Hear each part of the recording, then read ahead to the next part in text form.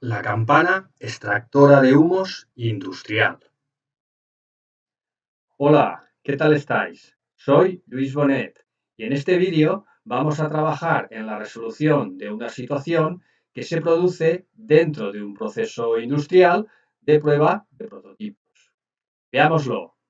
La campana extractora de humos industrial. En una fábrica se va a probar un nuevo prototipo de campana extractora de humos industrial. Antes de iniciar la fabricación en serie, se desea realizar un test de funcionamiento en un local cerrado en el que se ha instalado la campana extractora y en donde se va a inyectar CO2 a flujo constante. En el instante t igual a 0, t viene expresado en minutos, se pone en marcha la campana extractora y se deja en funcionamiento durante 20 minutos. Las medidas tomadas permiten modelizar la tasa de CO2 existente en el local al cabo de t minutos de funcionamiento del extractor mediante la función CDT, definida en el intervalo 0,20, como veis a continuación. Se nos pide, en primer lugar, que justifiquemos cuál es la tasa de CO2 en el momento inicial y al cabo de 20 minutos. En segundo lugar, cuál ha sido la tasa máxima de concentración de CO2 presente en el local durante el tiempo que ha durado el experimento. Y en tercer lugar, la tasa de CO2 en el local debe alcanzar un valor inferior o igual al 5% tras un breve tiempo de funcionamiento del extractor. Justifica que a partir de un determinado instante el extractor cumple con su cometido y la concentración de CO2 permanece por debajo de ese porcentaje.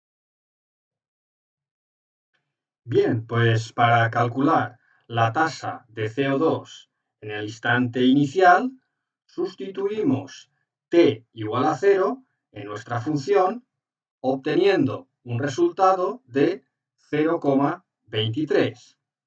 Es decir, la tasa de CO2 en el momento inicial, antes de ponerse en funcionamiento el extractor, es del 23%. Y para el cálculo de esta tasa, después de 20 minutos, se procede de la misma forma. Se sustituye t igual a 20 en la función, obteniendo un resultado de 0,0307, lo cual nos está indicando que la tasa de CO2 al cabo de 20 minutos de funcionamiento del extractor es del 3,07%. Os enseño con la calculadora gráfica cómo he realizado estos cálculos. Voy a utilizar el menú gráfico, para ello pulsaré en 5 y os voy a hacer un zoom para que lo veáis mejor. Y aquí vamos a introducir la función. Entonces, abrimos paréntesis, 0,8x más 0,2, cerramos paréntesis, multiplicado por e elevado a menos 0,5x, avanzamos, más 0,03. Muy bien. Y ahora vamos a ir al menú 1. Pulsamos en la tecla menú y vamos a 1. Y aquí voy a calcular las tasas de CO2 que nos piden. Para ello voy a escribir mi función, que la voy a coger desde aquí. Yo la he guardado anteriormente en I1 y le voy a pedir que me calcule el valor numérico en 0. Aquí tenemos el resultado, 0,23 y de nuevo voy a escribir mi función I1 y le voy a pedir que me calcule el valor numérico en el instante 20, que como veis nos da un resultado de 0,0307. Bueno, pues ahora podemos comprobar los resultados que hemos obtenido aquí con los que habíamos puesto anteriormente, como podéis ver. Bien, ¿y qué más podemos hacer ahora? Pues voy a ir de nuevo al menú gráfico. Para ello voy a pulsar aquí en menú 5. Voy a haceros de nuevo un zoom para que lo veáis mejor y voy a representar gráficamente la función. Aquí la tenéis.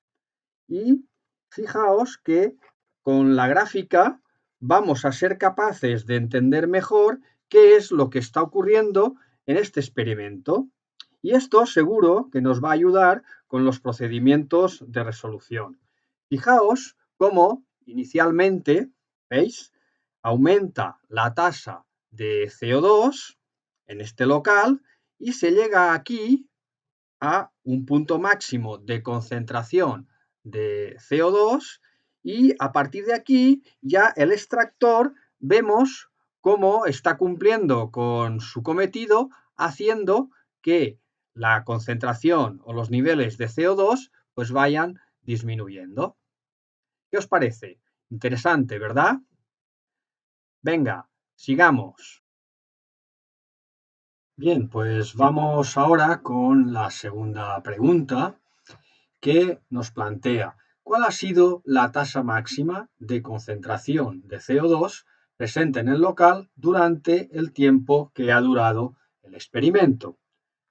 Para ello, vamos a hacer uso de la derivada primera.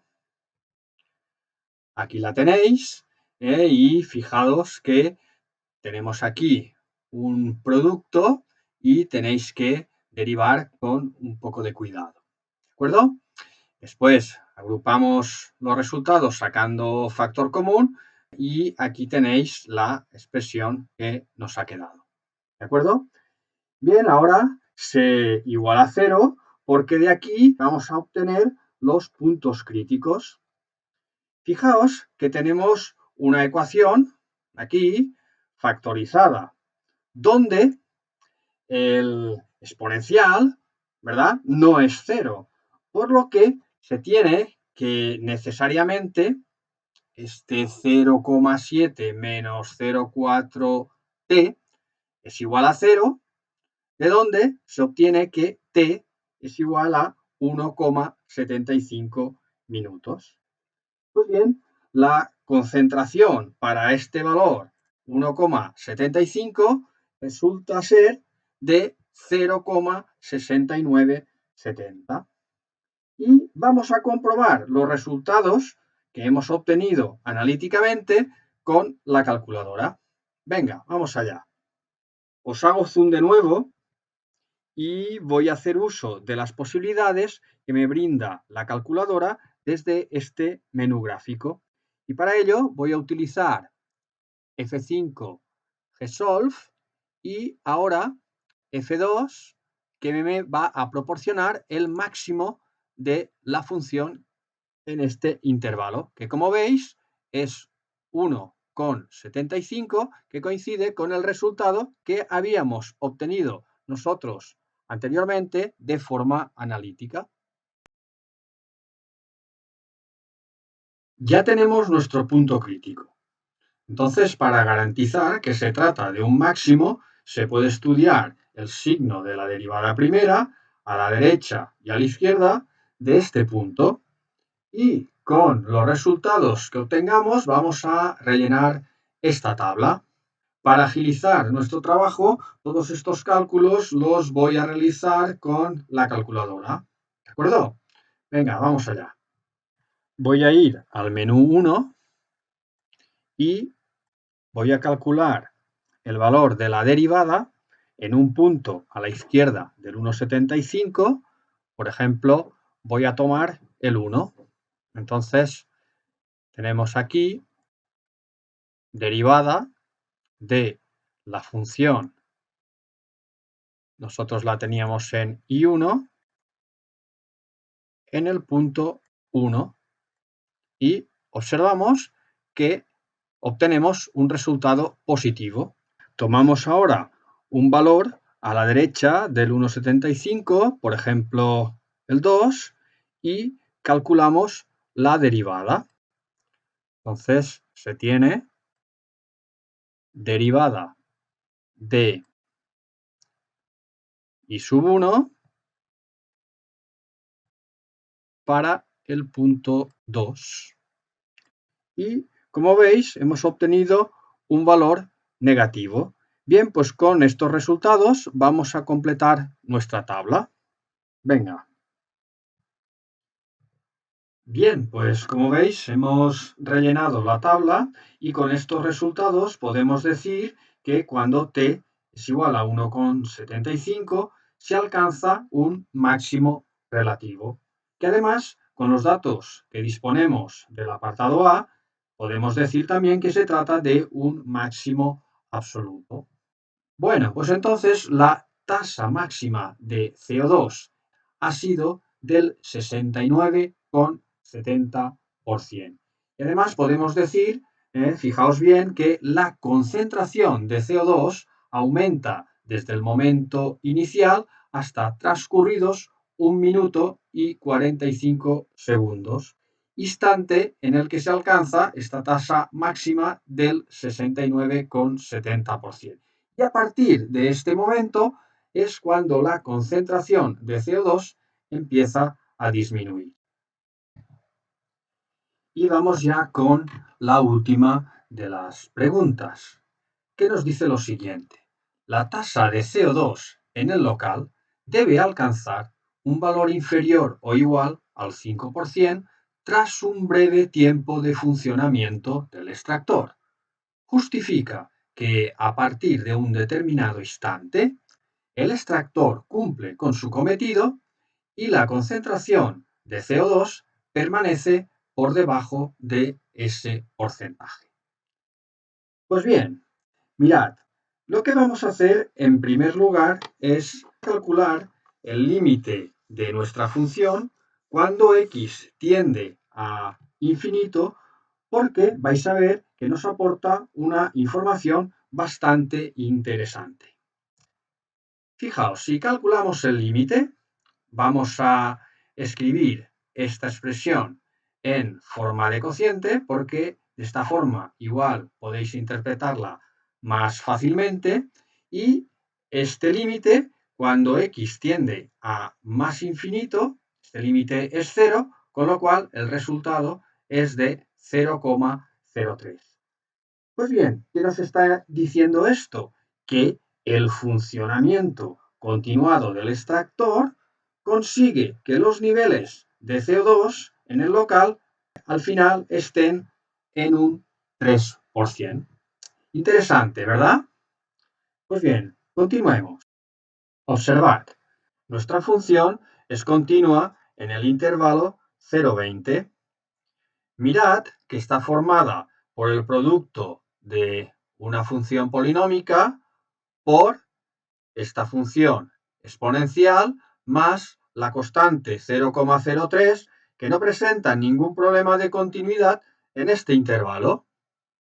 Por otro lado, fijaros que este 0,05, es decir, este 5%, se encuentra entre los valores 0,0307 y 0,6979, que son las imágenes que hemos obtenido anteriormente para los instantes t igual a 20 y t igual a 1,75 respectivamente.